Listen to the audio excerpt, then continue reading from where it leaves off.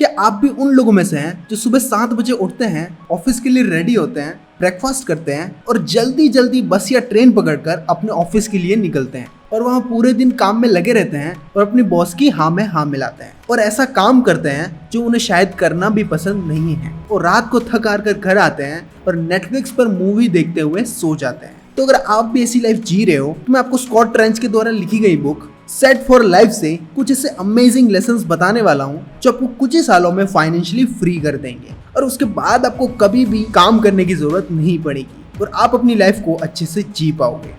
इस बुक में एक टर्म का यूज किया गया है जो काफी देशों में फेमस है, जिसे फायर कहते हैं।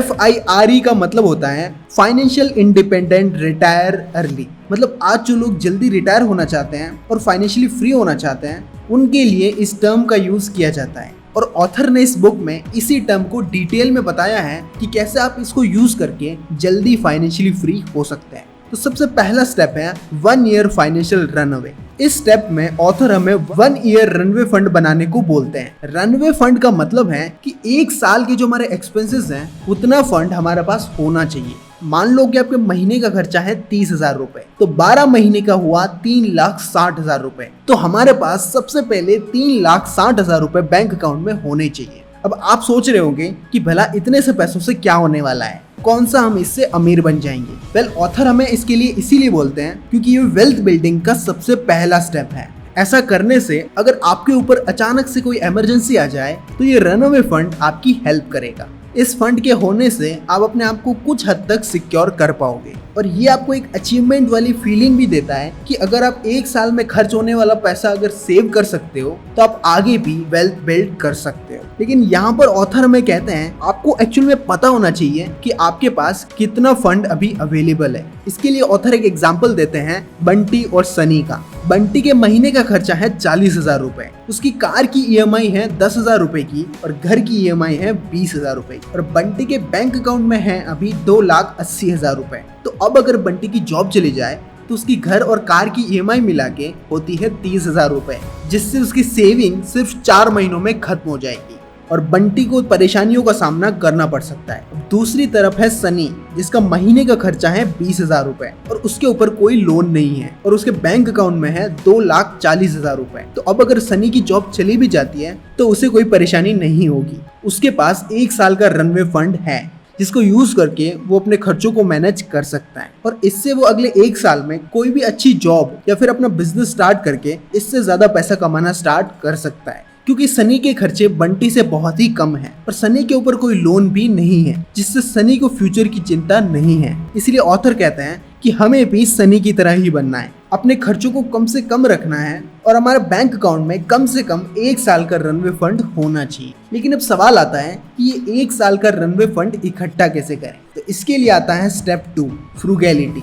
फ्रूगैलिटी का मतलब है कि आप कम पैसा खर्च करते हो। अब इसका मतलब ये नहीं है कि आप बिल्कुल ही कंजूस बन जाओ। इसका मतलब ये है कि आप सोच समझकर खर्चा करते हो और अपनी सेविंग्स को ट्रैक करते हो। हमने बहुत से एक्सपर्ट्स से सुना है कि डोंट लिमिट योरसेल्फ, क्योंकि जो है वो आज है, कल का पता नहीं। इसीलिए हमें खुल के जीना है और खुल के पैसे खर्च करने हैं। कल क्या हो किसने देखा है, और इसीलिए लोग इनकी बातों में आ जाते हैं और वो कल तो क्या कभी भी फाइनेंशियली फ्री नहीं हो पाते। इसीलिए ऑथर हमें कहते हैं कि हमें अपने पैसों को सोच समझकर खर्च करना है और ज्यादा से ज्यादा हमें इनकम की अपॉर्चुनिटीज को क्रिएट करना है। अब अगर आप अपने पैसों को सोच समझकर खर्च नहीं करते हो और आपका आपके पैसों पर कोई कंट्रोल नहीं है तो आपको लाइफ टाइम कॉम्प्रोमाइज करके ही जीना होगा। एग्जाम्पल के लिए मान लो कि यह है राहुल जो साल का 5 लाख रुपए कमाता है। अब राहुल को एक जॉब ऑफर होती है और ये नई कंपनी रोहन को 4 लाख का पैकेज ऑफर करती है और ये भी ऑफर करती है कि अगले 1 साल में राहुल का पैकेज 10 लाख रुपए हो जाएगा।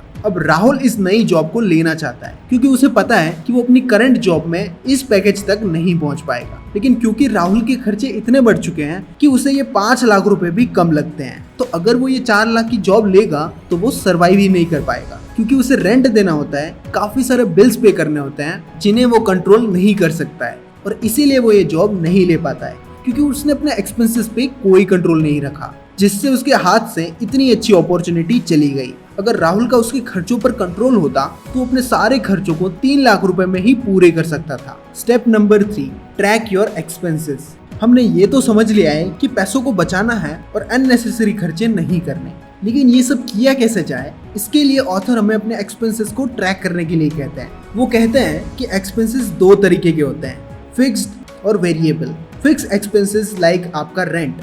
मान लो कि आपका रेंट 10,000 रुपए है, तो कल को आप कोई बुक पढ़ के या पर्सनल फाइनेंस पढ़ के अपने लैंडलॉर्ड को जाकर ये नहीं बोल सकते मेरा रेंट कम कर दो, तो वो धक्के मारकर आपको घर से बाहर निकाल देगा, क्योंकि रेंट एक फिक्स्ड एक्सपेंस हो सकता है। उसी तरह आपकी कार की EMI, आपके इंटरनेट का बिल, आपके फोन का बिल, सब फिक्स्ड एक्सपेंसेस हैं जिनका आप कुछ भी नहीं कर सकते हो। वही दूसरे तरीके के जो एक्सपेंसेस होते हैं उन्हें आप कम कर सकते हो, जिन्हें वेरिएबल एक्सपेंसेस कहते हैं। जैसे आप अपना लंच हमेशा बाहर करते हो, तो उसकी जगह आप घर से सैंडविच बनाकर लेके जा सकते हो और बाहर का खाना अवॉइड कर सकते हो, जो आपको काफी पैसा बचा के भी देगा।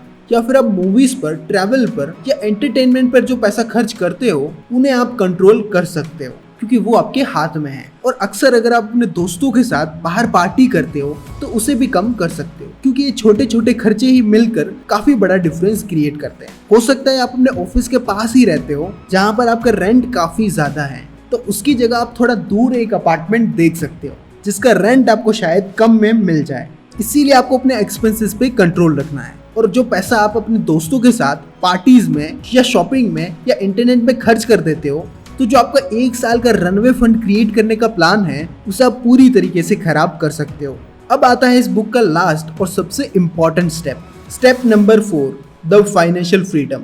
तो अब आपने 1 साल का इमरजेंसी फंड क्रिएट करके रख लिया है, जिसे आप जरूरत पड़ने पर खर्च कर सकते हो, और आप कैसे सही जगह पर इन पैसों को खर्च करोगे ये भी आपने जान लिया है। तो अब जो चीज हमें चाहिए वो है फाइनेंशियल फ्रीडम, और यही इस बुक का टाइटल भी है, सेट फॉर लाइफ। मतलब हम किस तरीके से अपनी लाइफ में सेट हो सकते हैं, क्योंकि 1 साल के इमरजेंसी फंड से काम तो नहीं चलने वाला है। इसीलिए ऑथर कहते हैं कि हमें और पैसे कमाने होंगे और अपनी इनकम को इंक्रीज करना होगा, जिससे आप ज्यादा पैसे कमाकर उन्हें सही जगह पर इन्वेस्ट कर पाओ, जो आपको जल्दी ही पैसिव इनकम देना स्टार्ट करें। ऑथर कहते हैं कि ज्यादा पैसे कमाने का मतलब ये नहीं है कि आप जल्दबाजी में कोई ऐसी जॉब ले लें जहां आपको अभी तो काफी अच्छा पैकेज मिल रहा होगा, लेकिन लॉन्ग टर्म में वो आपके लिए सही ना हो। हमें हमेशा अगले 4 से 5 साल का सोच के रखना है कि ये जॉब या फिर बिजनेस मुझे आगे क्या फायदा देने वाला है, क्योंकि इमीडिएट पैसा कमाने के चक्कर में कहीं हम अपना नुकसान ना करवा बैठे। अब सबसे पहले हमें ये समझना होगा कि फाइनेंशियल फ्रीडम का मतलब क्या है।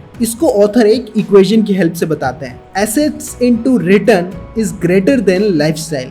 यानी हमारे एसेट से मिलने वाले रिटर्न्स अगर हमारी लाइफस्टाइल से ज्यादा होने लग जाएंगे तो इसका मतलब हमने फाइनेंशियल फ्रीडम अचीव कर ली। जैसे कि मान लो जो पैसा आपको अपने बिजनेस या फिर इन्वेस्टमेंट से मिल रहा है वो आपके खर्चों से ज्यादा है, तो आपको फिर कभी पैसों की चिंता नहीं करनी है। और अगर आपकी लाइफस्टाइल का खर्चा आपकी एसेट्स के रिटर्न से ज्यादा है तो आप कभी भी फाइनेंशियली फ्री नहीं हो पाओगे, क्योंकि आप जितना कमाओगे उससे ज्यादा तो आप स्पेंड ही कर दोगे। और ऑथर कहते हैं कि लोग फाइनेंस के बेसिस पर इन 4 कैटेगरीज में आते हैं, जिससे ऑथर हमें 4 लेवल फाइनेंस से समझाने की कोशिश करते हैं, जिसमें सबसे पहला लेवल आता है cash flow negative. Cash flow negative वाला आदमी या फैमिली वो होती है जिनकी इनकम से ज्यादा उनके एक्सपेंसेस होते हैं, और जो इस कैटेगरी में आते हैं उनकी नेटवर्थ 0 होती है, क्योंकि उनके पास सेविंग के नाम पर कुछ होता ही नहीं है। और लॉन्ग टर्म में ऐसे लोगों को काफी दिक्कत हो सकती है, क्योंकि ऐसे लोग अपनी लाइफस्टाइल पर इतना खर्च कर देते हैं कि उनको इस लाइफस्टाइल को मेंटेन करने के लिए उधार भी लेना पड़ता है, और ऐसे लोगों को फाइनेंशियली फ्री होने के लिए काफी ज्यादा मेहनत करनी पड़ेगी। तीसरा आता है कैश फ्लो पॉजिटिव,